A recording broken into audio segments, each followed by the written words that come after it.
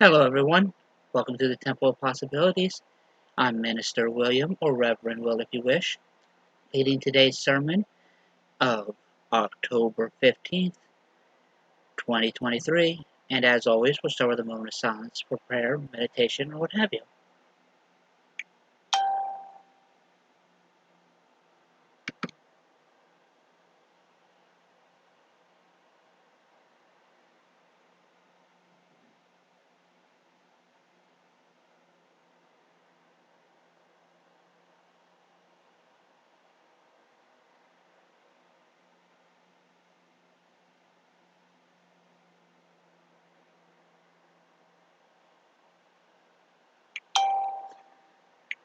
All right, thank you.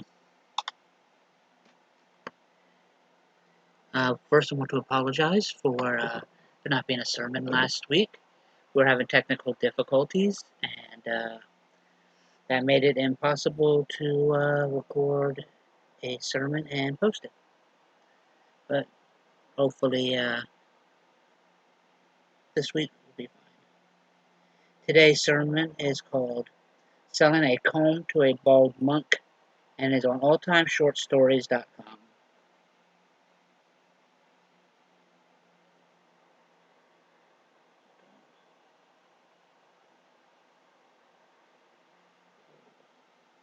Stupid ad,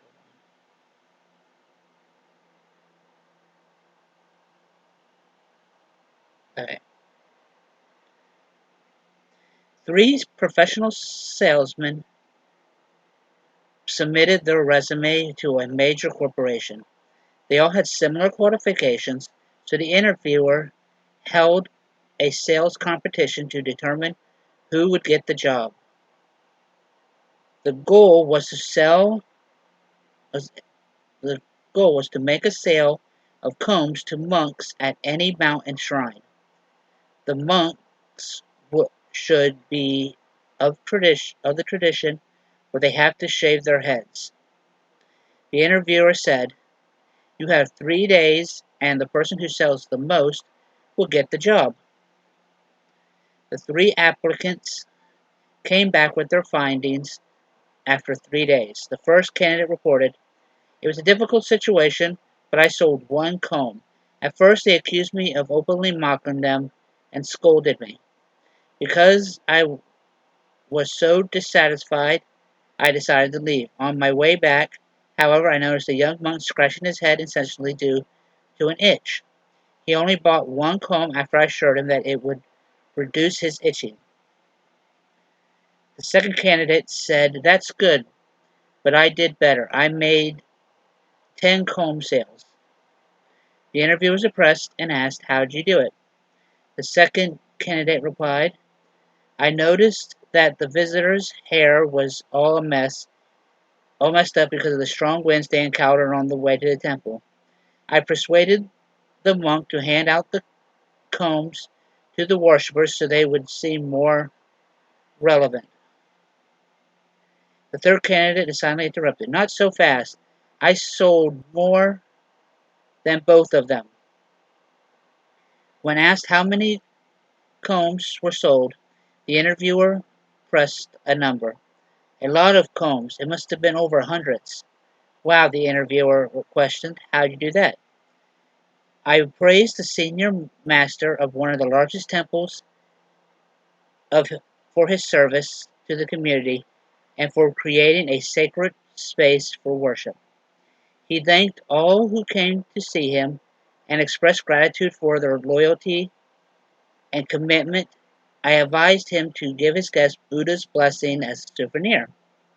I showed him the wooden combs I etched with encouraging remarks and explained how they'd be used daily to encourage people to be kind to others.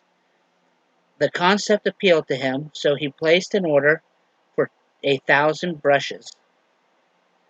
You got you got fortunate," one of the other candidates sniped sourly.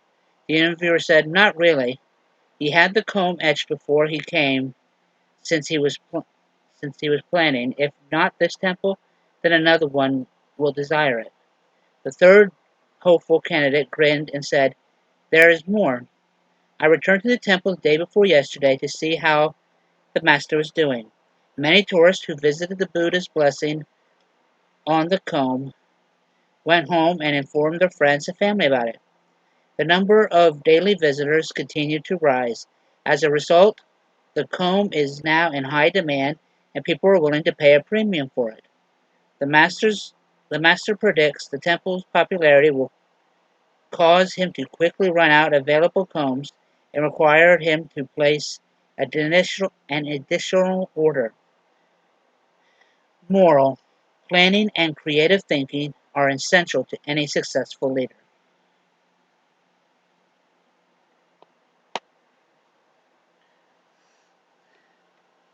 Whenever planning to do anything in life, you have to think about what will work in that situation.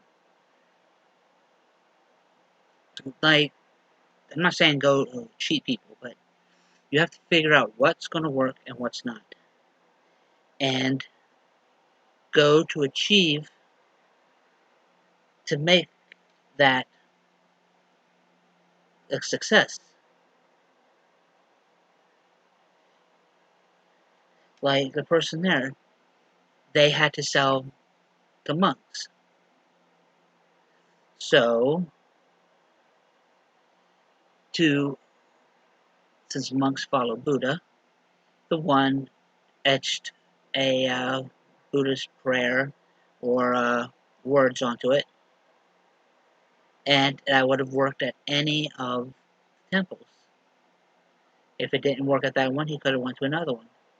But you have to find what works for you, what works for the situation that you're in. But yeah, this is kind of short, and it is still hot where I am living. But hopefully soon it'll start cooling down. It's been cooling a little bit, but then today it decided to be hot again. But remember, everyone, when we all come together, the possibilities are endless. And whenever you're going to do anything, remember to do the best situation you can with what you have to do. And I'll see you next week. Thank you.